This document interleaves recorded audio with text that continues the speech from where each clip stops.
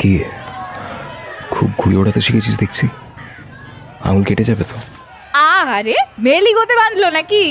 মাঞ্জার থেকে কথার ধার একটু বেশি হয়ে গেল না? আমি তো আর বাচ্চাটি নেই রোদ্দুরদা, হারাতে প্র্যাকটিস করে নাও। হ্যাঁ, যত তাড়াতাড়ি হার মানবে ততই ভালো, ভালো ওড়াতে শিখবে। খোলা চুলে বিকেলবেলা ছাদে এসেছিস, ঘুরে ওড়াচ্ছিস।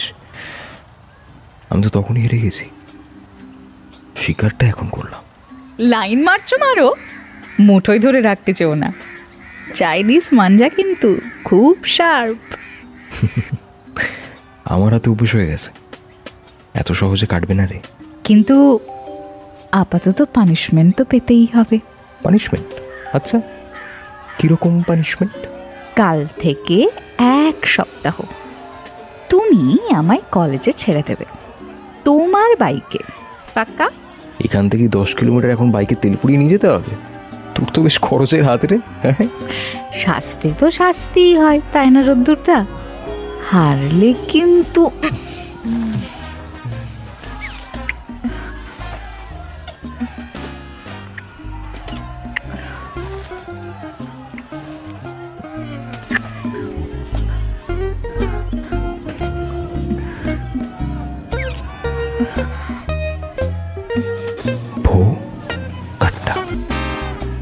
এবার হারার কোনো প্রশ্নই নেই।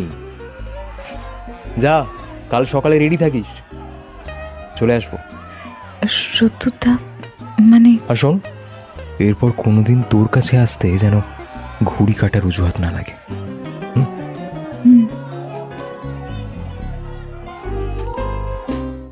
সম্পূর্ণ গল্পটি শুনতে নিচের লিঙ্কে ক্লিক করো আর লাইক, শেয়ার এবং সাবস্ক্রাইব করতে ভুলো না।